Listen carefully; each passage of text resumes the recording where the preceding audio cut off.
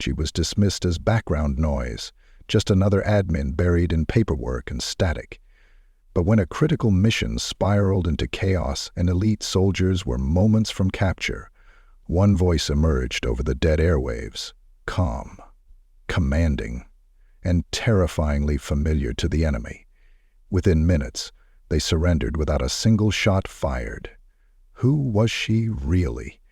And why does her call name still echo through military intel like a myth whispered in code? Before we dive in, drop a comment telling us where you're tuning in from, and be sure to subscribe, because tomorrow's story will change the way you look at silence. Eliza Hart didn't knock when she entered the office. She never did. She walked in with the same quiet stride she used everywhere, like she didn't need permission to exist, but also didn't expect anyone to notice her arrival. No one looked up from their terminals. No one asked if she needed help. She moved like a shadow, a cardboard box hugged against her chest, unremarkable except for the military ID badge clipped to the lapel of her gray field jacket. Sergeant Tom Riley barely glanced at her from behind the scratched glass window of the intake desk. "Transfer?" he asked, reaching lazily for the clipboard without making eye contact. She nodded once. He peered over his glasses, pen halfway to the form. Name? Eliza Hart. The name didn't register. He didn't expect it to. Assignment: Signals and Administrative Support Division. He didn't ask anything else. He didn't offer to help with her things. He just waved vaguely toward the far hallway, toward the row of windowless offices and humming server stacks where support staff filed in and out with their heads down and their sleeves rolled. Paper pushers, background bodies, necessary gears in the machine, but never the face on the mission reports. Eliza said nothing more. She simply gave him a polite nod, turned, and walked down the corridor with the same composed, steady gait. It was 7:30. She was early. The room she was assigned was smaller than the others. Not an office, not even really a workspace. Just a cubicle, wedged between the server room and the auxiliary comms hub. No nameplate on the wall, no chair waiting for her. Just an old metal desk with peeling paint and a file drawer that's stuck on its hinges. The kind of place you put someone when you didn't know what else to do with them, or when you didn't want anyone asking questions. She didn't mind. By 800, her desk was already organized. Papers stacked in precise verticals, red folders on one side, blue on the other, a thin line of uncapped black pens at perfect right angles to the keyboard. No pictures, no personal items. Just a single pair of outdated over-the-ear headphones resting on the corner of her desk, wires bundled in a tight loop with a gray zip tie. She didn't plug them in, not yet. In the break room, people whispered about her. She transferred from joint comms? Which one? Who cares? She's admin support, probably overflow. Then why's her clearance badge marked level 6? I don't know. Maybe it's a glitch. The whispers died quickly when she walked in. She never corrected them, never introduced herself. She poured a cup of instant coffee, sat at the far end of the table, and opened a folder marked with a red stripe and an indecipherable code. Every morning it was the same. She sat alone, methodically eating her MRE pack, chicken tetrazzini, mostly, while scanning field reports and communication logs, eyes flicking across lines of data that no one else had the time or patience to parse. They said she never smiled. That wasn't true. She smiled once, on her second week, when a junior signals officer named Private Dell asked if he could borrow her highlighter. She slid it across the desk without looking at him, and when he thanked her, she smiled. Just slightly. He never forgot it. But after that she was back to routine. Always the same pace, in early, out late. Her presence was a low background hum, like the constant noise from the data servers that lined the hallway near her desk. People forgot she was there unless they needed her to file something. But Captain Dana Cooper didn't forget. She'd noticed Eliza from day one. Not because of the clearance badge or the headphones or even the way she never seemed to speak. It was the way she listened. During operation briefings, Cooper would scan the room, half aware of the bored expressions and scribbling pens of her junior officers. But Eliza listened with a stillness that felt deliberate, like her mind was recording everything, not just hearing it, but cataloging it, mapping it, calculating angles and redundancies that weren't even part of the briefing. It unsettled her. Once, during a post-briefing logistics review, Cooper leaned over to the base's logistics coordinator and asked quietly, "Who is she?" The coordinator shrugged. "Admin reclass, came in from somewhere up north. Kirtland, I think. Got pushed to overflow during the restructuring. Level 6 clearance? Beats me. Probably a paper glitch. No weapons clearance, no field designations. She's a chair." Cooper didn't buy it. But the chain of command was what it was. No red flags, no trouble, no paperwork out of order. Just a quiet woman who filed faster than anyone on staff and submitted comms logs in formats no one else even used anymore. Weeks passed, then months. And every day, Eliza Hart remained at her post, buried under stacks of encrypted field messages and outdated signal maps, quietly redlining spectral waveform anomalies with surgical precision. The needle end of a hope of industry-made science. Some of the younger techs joked she was ghost hunting, others called her the librarian. One labeled her desk on the shared inventory chart as haunted, which mysteriously disappeared the next morning with no trace. She never reacted, not even once. One afternoon, during a low-parentity drill, a junior intelligence officer named Lieutenant Jared Monroe happened to glance at Eliza's screen while passing her desk. His eye caught on a series of low-band frequency maps, dozens of them, each marked with small red triangles, intermittent spikes, disruptions, patterns. "What are those?" he asked. Eliza didn't turn.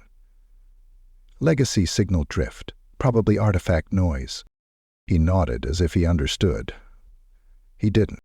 Later that evening, he tried to access the same files from the classified database. His credentials weren't high enough. When he submitted a clearance request, it was denied within minutes. He didn't bring it up again. But something gnawed at him. Every now and then, during late-night rotations, he'd glance toward her cubicle and catch a flicker of motion. Eliza adjusting her headset or scribbling something with her left hand in a notebook that never left her desk. Once, he swore he saw a page filled not with writing, but symbols, stacked, layered, mathematical, but something else. He thought about reporting it, but what would he say? That a support clerk was too quiet? That her notebooks looked weird? He let it go. Everyone did.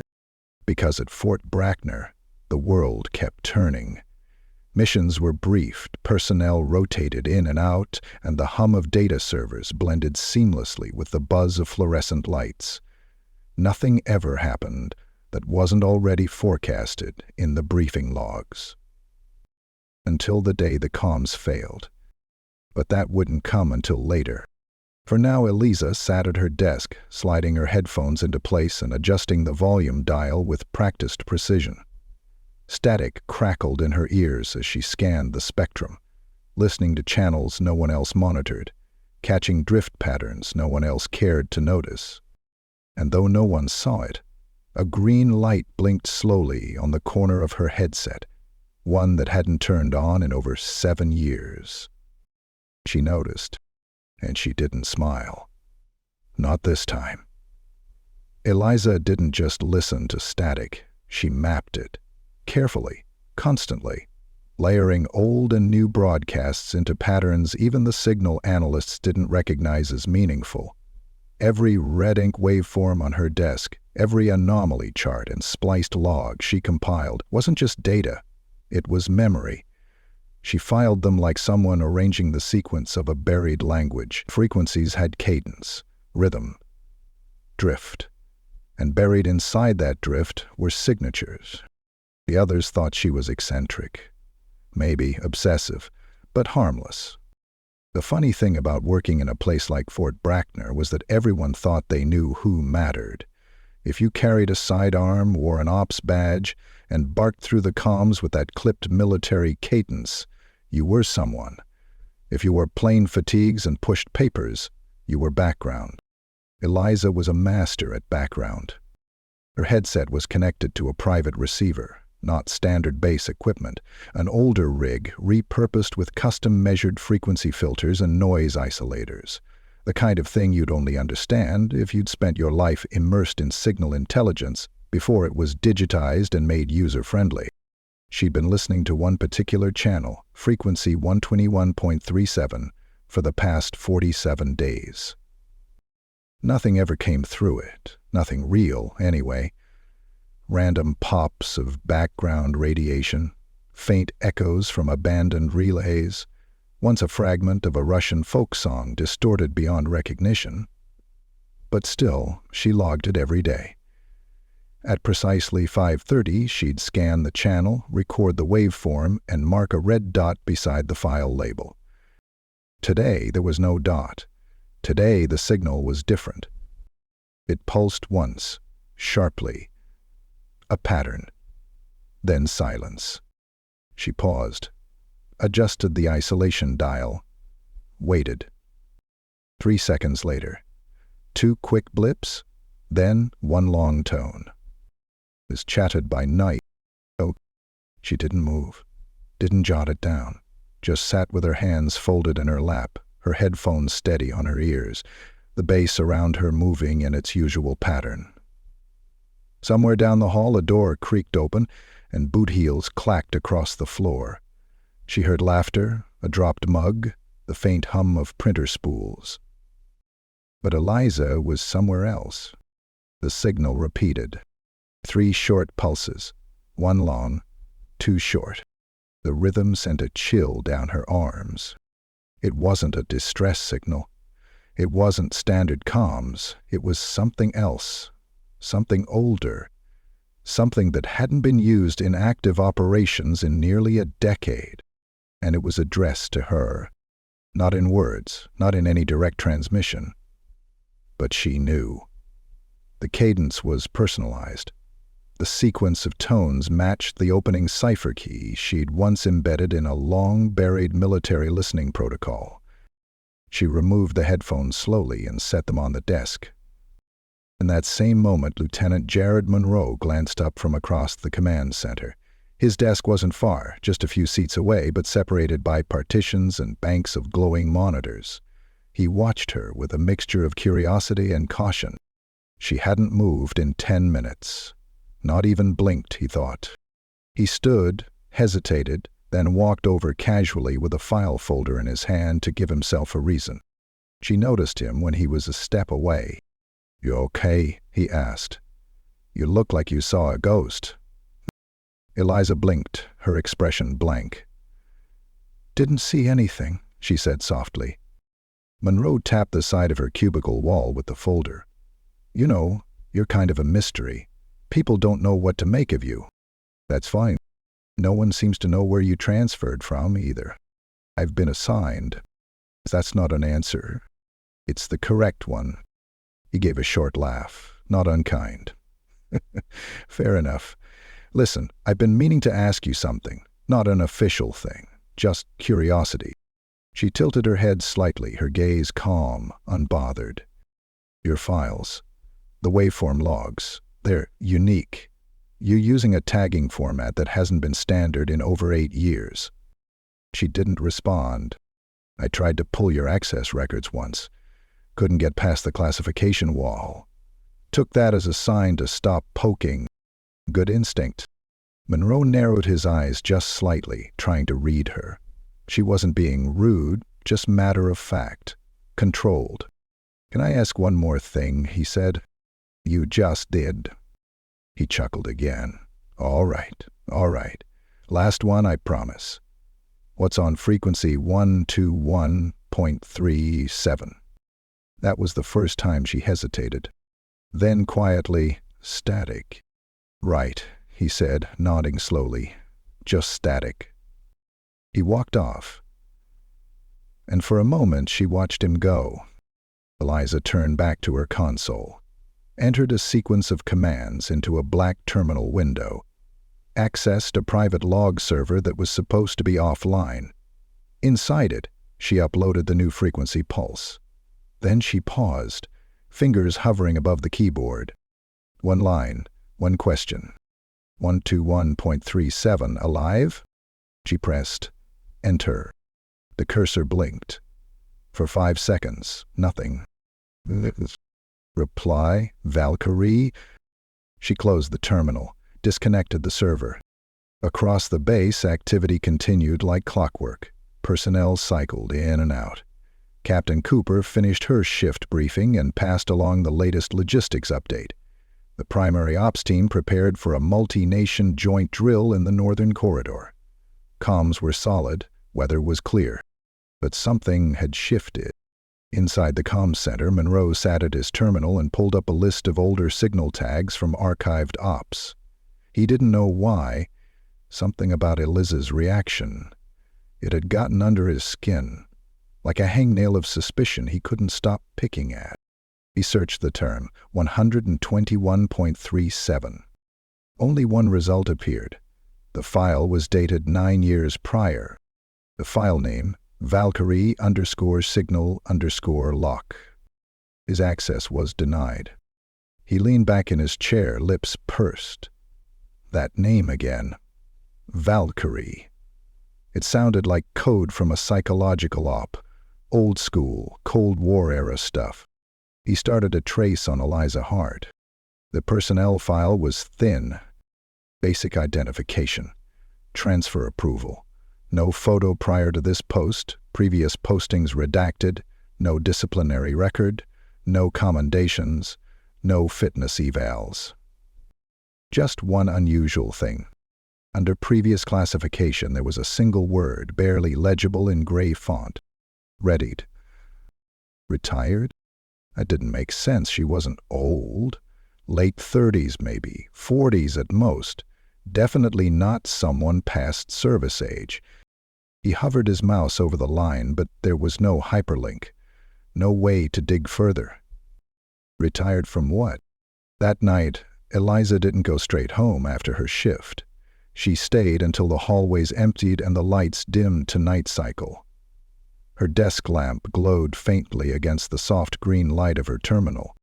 She opened an old file.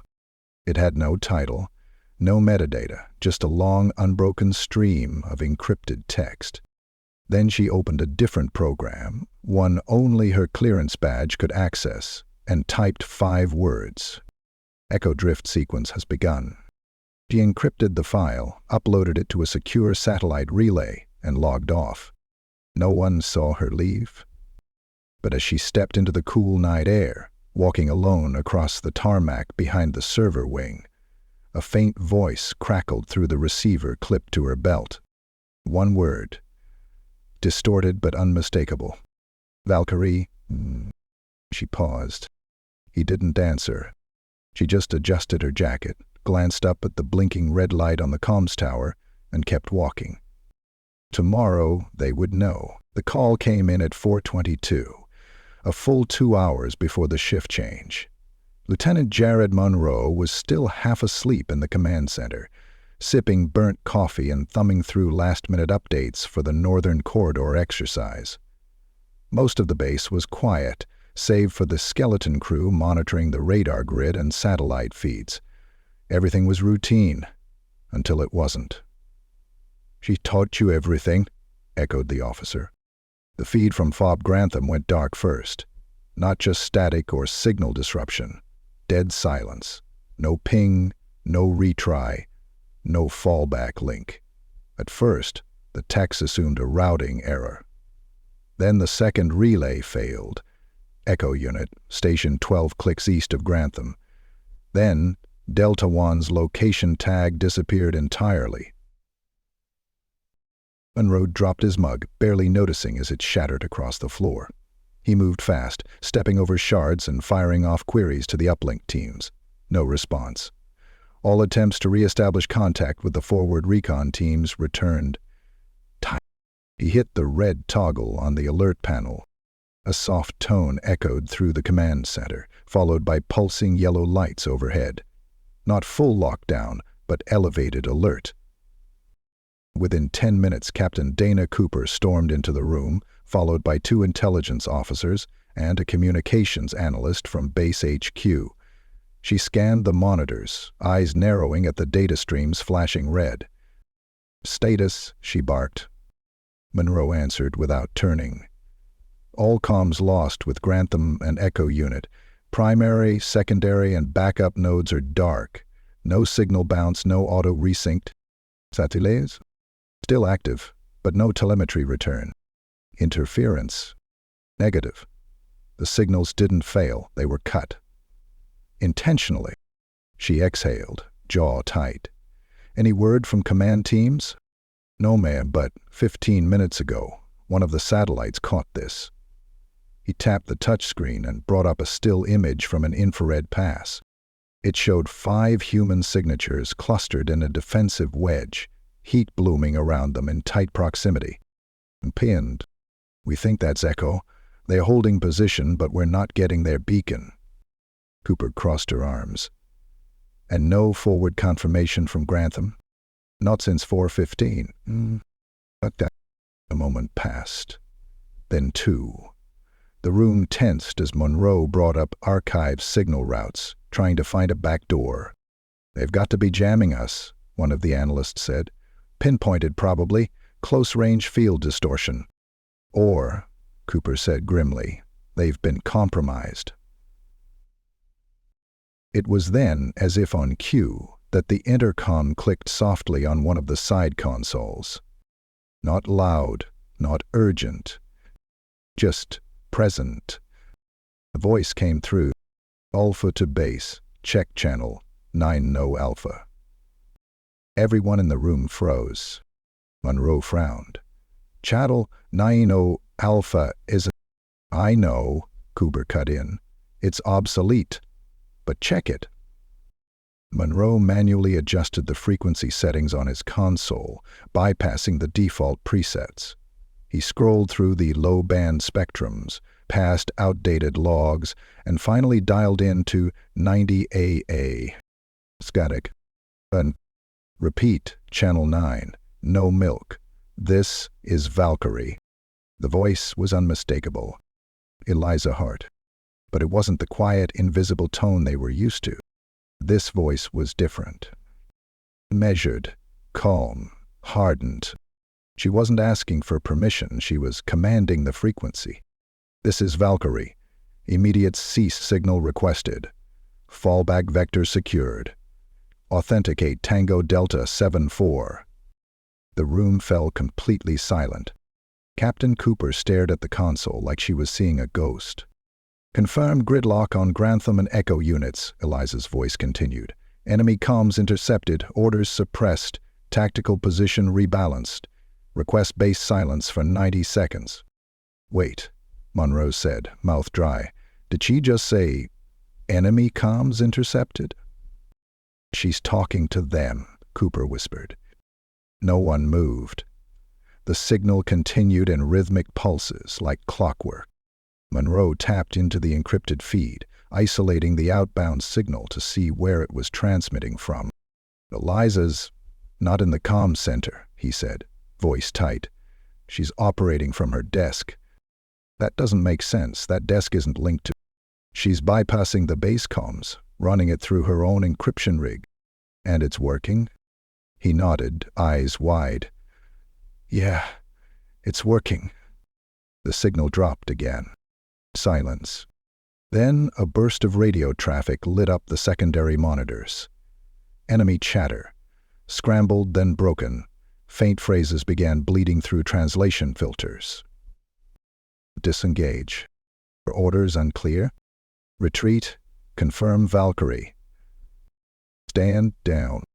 The words trickled in, jumbled at first, but then unmistakable.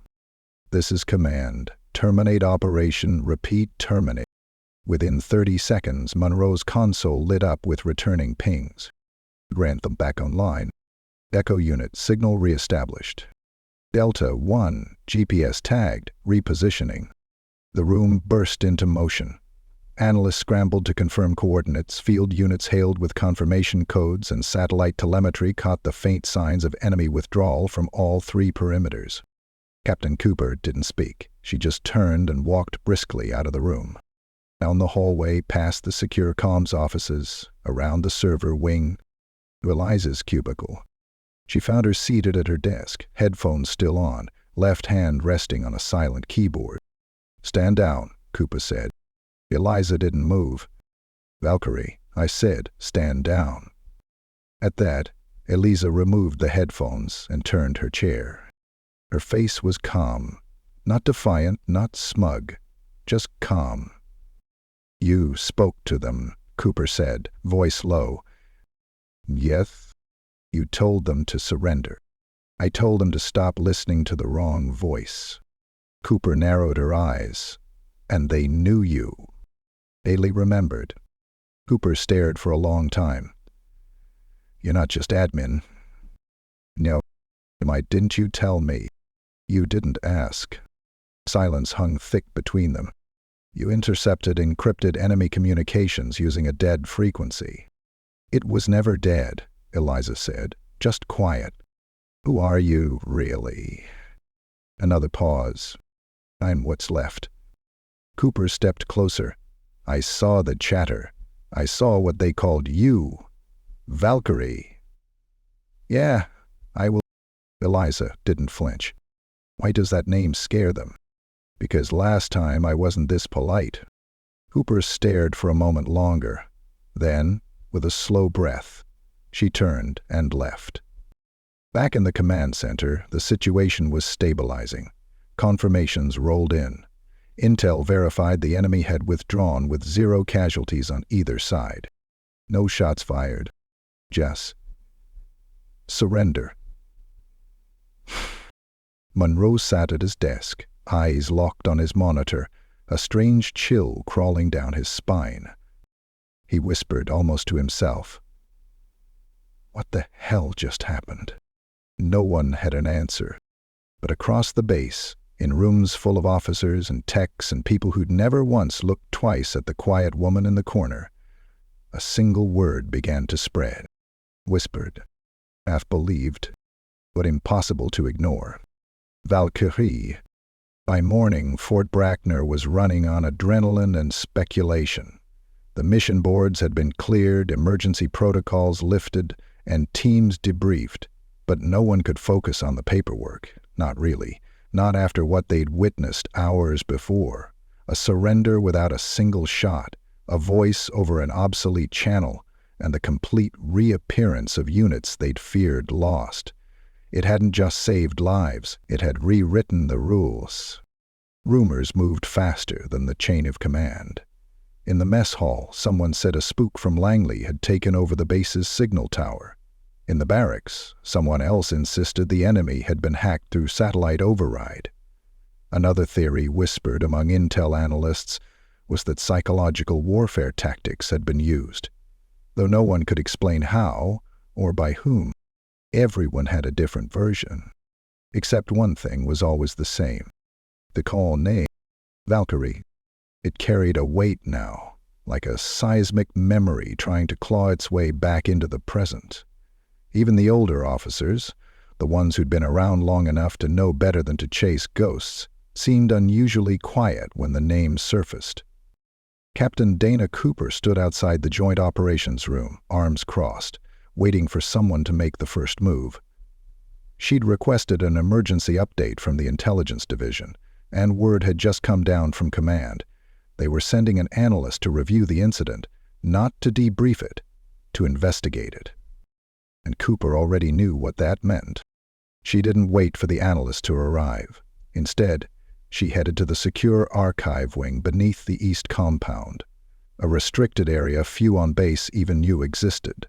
She had level 4 clearance, enough to get in, but not enough to open everything.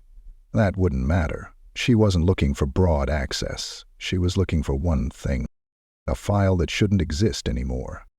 She used an encrypted console and bypassed standard access protocols with a personal override code. Then she typed Valkyrie _7_lock. A red warning flashed on the screen. Classified. Eyes only. Access required. Level 8. But for half a second, something strange happened. A flicker. A brief moment where the screen didn't lock her out, but shifted. It showed a loading symbol, then a list.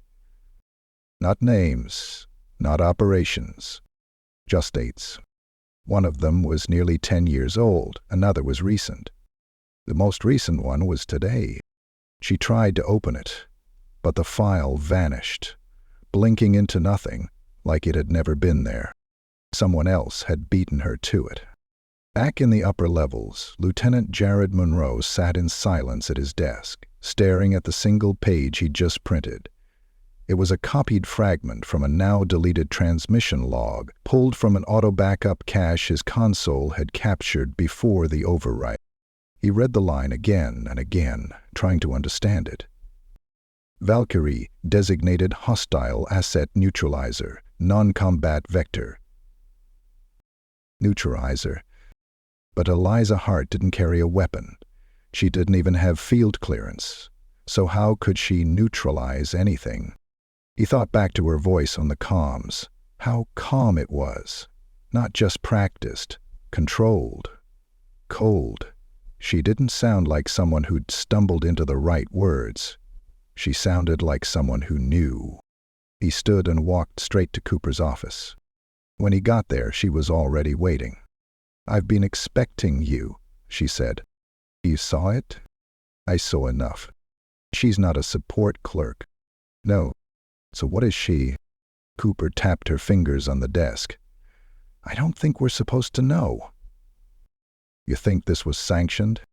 "I think whatever she used to be, she was buried. Someone made her disappear from the system. And now she's back?" "Looks like it." Monroe hesitated, then asked a question that had been gnawing at him for hours. "Why does the enemy know her name?" Cooper didn't answer immediately. Then, quietly, "Because she spoke to them once. A long time ago." "You mean in a previous mission?" "I mean in a war that never made it into the official reports." Monroe swallowed. "You're saying she ran Black Ops?" Cooper looked him in the eye. "I'm saying she was the Black Ops." Across the base, in her usual corner, Eliza Hart sat with her headphones looped around her neck, her desk more organized than usual. No red-inked waveforms today. Just one yellow folder resting perfectly square at the center of her workspace. Inside it was a transcript, her own, logged manually from the conversation over channel 90A. The enemy didn't issue threats. They didn't bargain. They listened. And then they obeyed. It wasn't power, not the way others thought of it. It was memory. Fear. They knew what her voice meant. They remembered the missions she'd ended without ever firing a round, the networks she'd collapsed, the lies she'd buried. They called her Valkyrie because when she spoke, something always died. Plans, resistance, resolve. And now, somehow, she had been forgotten by her own side. Until today. She reached into her drawer and removed a small black device, a signal scrambler. She clicked it once and the background hum in her ears vanished. It wasn't for privacy. It was a test. If they were listening, still listening, they'd answer. 10 seconds passed. Then a voice, faint but clear, cracked through her comms. Awaiting parameters. "Is the door open?" Eliza didn't answer aloud. She just unplugged the headset. Across the base, Monroe entered her workspace without knocking. "You were Valkyrie." Eliza looked up at him. "Still am." "You never stopped?" "I was never reassigned." "Then why did they put you in support?" "They didn't. I put myself here." It stopped him. "You chose this?" Eliza nodded. Because silence is the only place you can listen." Monroe glanced around her desk. The perfectly ordered chaos, the private logs, the obsolete equipment. Then he looked at her. "You know they're going to try to pull you back in." Eliza closed the yellow folder. "Feeling I already have." Outside, for the first time in years, the comms tower was rekeyed. The locked channel that had once been wiped from memory flickered back into life. On a screen in the operations room, someone marked a new division tag.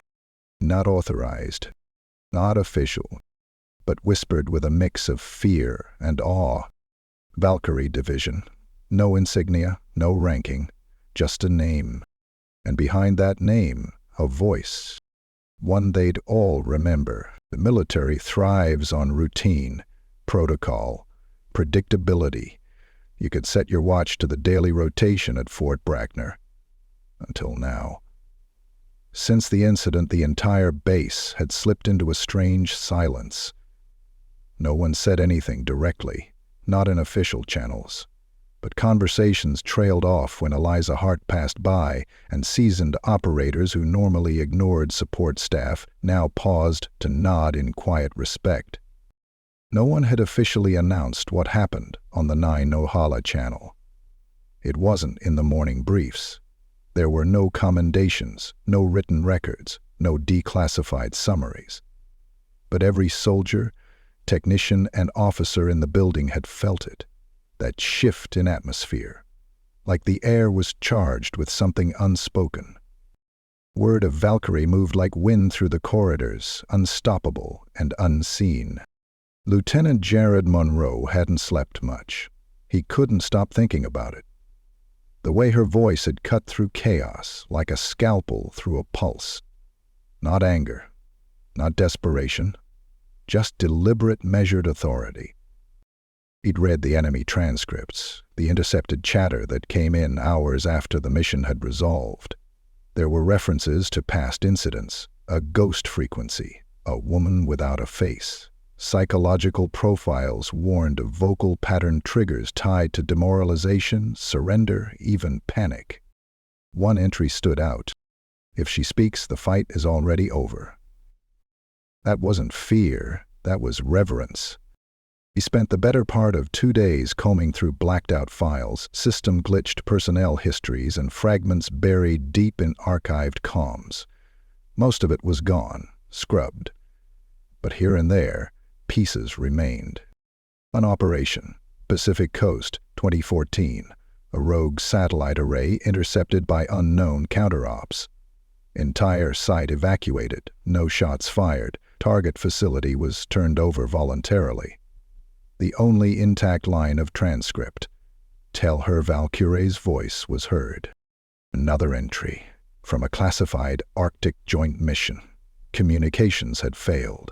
The rescue op was being called off. Then, an unmarked channel flickered to life. The surviving unit walked out unescorted from a cave complex, leaving behind fully functional enemy gear and encrypted files. The official explanation? Environmental misread. Unofficially, the word Valkyrie appeared 3 times in the side notes. It became clear to Monroe what her true role had been. Not a shooter, not an analyst, not an interrogator. She was the message. Somehow, through years of operations, her identity had been reduced to a voice, and then erased altogether.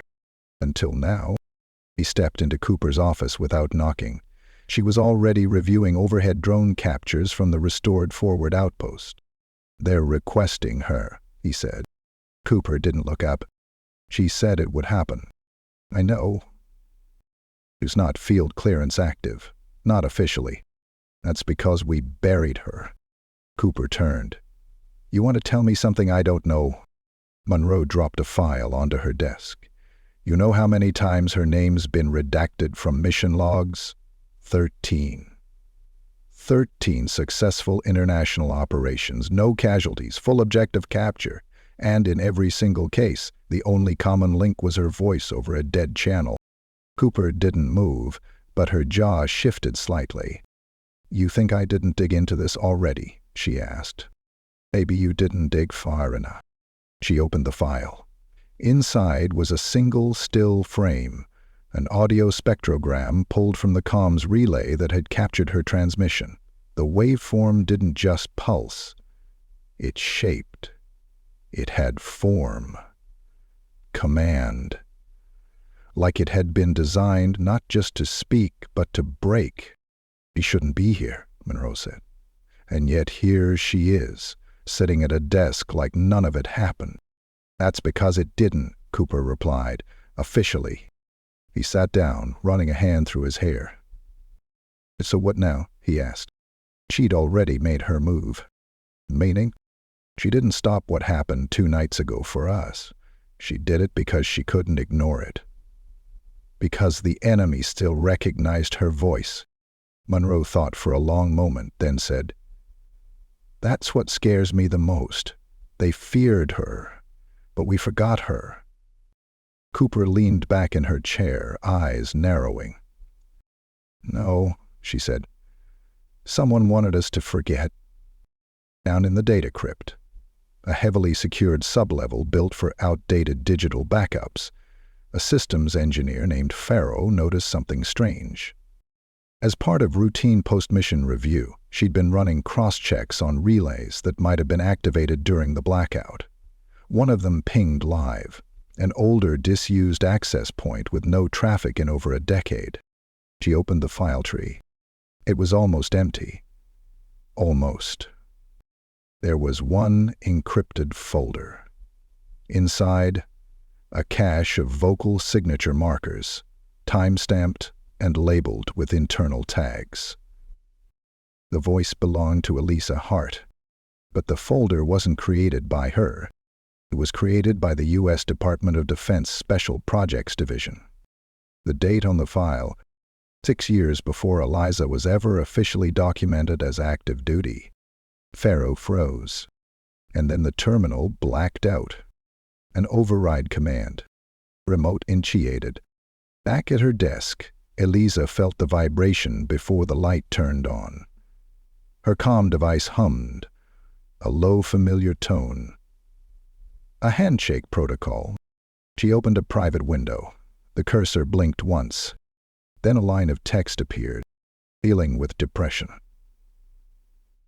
Reactivation request, pending. Your voice is needed. She didn't type back, not yet. Instead, she pulled a small tin box from the bottom drawer. Inside were fragments. Old mission tokens, things without serial numbers. A scorched keycard. A coin from a country that no longer existed. A folded piece of paper with coordinates written in red pencil. And at the bottom, a patch. No insignia, no rank. Just a white silhouette of a winged figure, head bowed, blade down. The only emblem she'd ever worn. She set it gently beside her keyboard. The base wasn't the same anymore. People stopped pretending she didn't exist. No one mocked her headphones. No one questioned her clearance. She still sat alone in the mess hall, but now it was a chosen solitude, not an enforced one. Sometimes, soldiers would nod as they passed. Some asked questions with their eyes, but never their voices. A few even left folded notes at her desk, messages of thanks, acknowledgement, recognition. It wasn't pride she felt. It was return, a quiet re-entry into a world that had once been hers, before it demanded her silence. She had spoken again, and the world had listened. Now the question wasn't whether Valkyrie existed, it was what she would do next, and who would be waiting when she answered. The invitation wasn't formal. It came folded in quarters, slipped under Eliza's keyboard before dawn. There was no heading, no emblem, no stamp of approval. Just 5 words, handwritten in blocky black ink. Your voice is needed again. And a time. 600. Eliza didn't hesitate. She tucked the note into her coat pocket, straightened her headset cables, and walked across the compound as the base was just beginning to stir. She passed the morning security detail. Two guards who'd once ignored her presence, now nodding as she passed. One even opened the door before she reached for it. Small things, but they didn't go unnoticed. The room she entered wasn't on any map. Technically, it wasn't even part of Fort Brackner's main structure. It was beneath a few 5 levels down, behind a reinforced steel door that required both biometric clearance and a silent, mutual nod from the man who waited on the other side. Inside, 5 people sat around a steel table. 3 men, 2 women. Uniforms with no insignias, folders with no names. And at the head, a chair left empty, turned toward the screen on the far wall. They didn't rise when Eliza walked in. They didn't have to. Her presence filled the room like pressure in the air. She sat calmly at the empty chair. The screen lit up. A satellite feed came into focus. Desert terrain, low hills, and 3 heat signatures marked in red. The caption read, "Forward Recon Team, Hostile Territory, Comms Severed." Eliza didn't blink. "We've received nothing for 4 hours," said the man to her right. "Local backup is delayed. We risk full loss if extraction isn't coordinated soon." "They're moving," said the woman across from him. "But they've gone dark. It's deliberate. We think they're forcing the team into isolated contact zones." "Own tactic," Eliza said. They nodded. Of course she knew. One of the intel leads leaned forward. "We intercepted a single pulse at 4:31 this morning. Weak, fragmented. They were calling for you, not by name, not by rank, by call sign." The room fell quiet. Then Eliza reached into her coat and pulled out the patch, the white winged figure. She placed it gently on the table. "No encryption required," she said softly. "I'll go live." They didn't ask if she was ready. They didn't ask how she wanted to proceed. They simply stood and began rerouting the command station to her console. She took the headset in both hands, the same pair she'd used for years, wires patched with electrical tape, frequency dials scuffed from age, but they still worked. She placed them over her ears, adjusted the gain, and waited. A soft static emerged.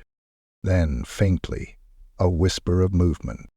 Not a voice yet, just a field of background noise, like wind across an abandoned alley. Then came a sound, a click, 2 soft pulses. Eliza closed her eyes. She remembered that code, Morse variation, field-specific, only used by operatives trained in counter-listening environments. She tapped a return pattern, 3 short pulses, then 1 long. Seconds passed. Then a voice came through, broken, strained. "Valkyrie, if this is you, we're down 2. Pinned under rock ledge, multiple enemy signals above. No name, no rank, just desperation tied to belief." She didn't hesitate. "This is Valkyrie. I hear you." The breath that followed on the line was immediate and shaky. "You've got extraction vectors," she continued. "Drop all encrypted gear, reorient to 017. Follow my voice, I'll lead you out." She switched channels, no clearance needed. Just her voice, layered and tuned across the battlefield spectrum. Her signal didn't overpower. It guided, like a hum just beneath consciousness. And across the world, under a desert sky far from Fort Brackner, 3 figures shifted position and started moving. In the operations room above, Monroe leaned over the shoulder of a technician and whispered, "She's doing it again." Captain Cooper stood behind the glass. She didn't speak. She didn't need to. All they could do now was listen.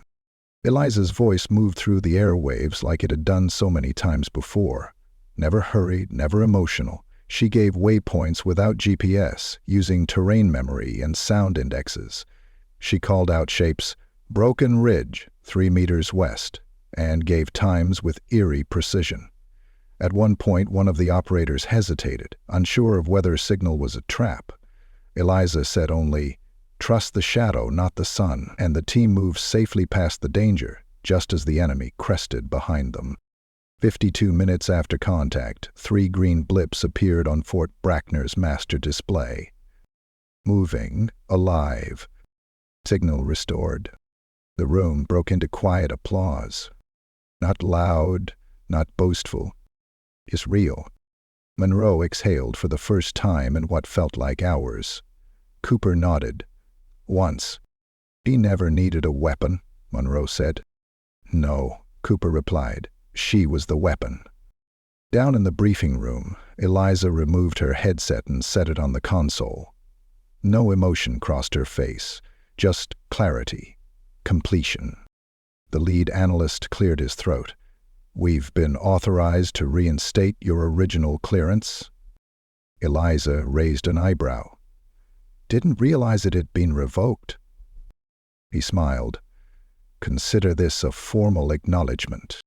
Another voice added, and the creation of a new division, Valkyrie Operations, Non-Lethal, Strategic Command, Intelligence, led by you. She paused, then nodded. I accept. On one condition. Name it. I choose who speaks next? The room stilled. Then the lead analyst smiled again. Understood. Back at her desk later that evening, Eliza sat in the glow of her personal monitor. The room was quiet again, but it felt different. Not empty. Whole. She reached into the drawer and removed a new patch. White wings again, but this time with a single word stitched beneath it in thread the color of old battle maps.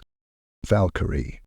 She attached it to her jacket pocket, aligning it with quiet precision. Outside, the comms tower lights blinked like stars tethered to Earth. Someone knocked gently on the edge of her cubicle. It was Monroe, holding 2 steaming cups. Coffee? He asked. She accepted one without a word. They sat in silence for a moment. You ever wonder what happens next? He asked. She didn't answer immediately. Then, it depends on who's listening. Monroe smiled. Well, they're definitely listening now. She took a sip of the coffee and leaned back. The silence wasn't empty anymore. It was waiting. And this time, she wasn't waiting alone.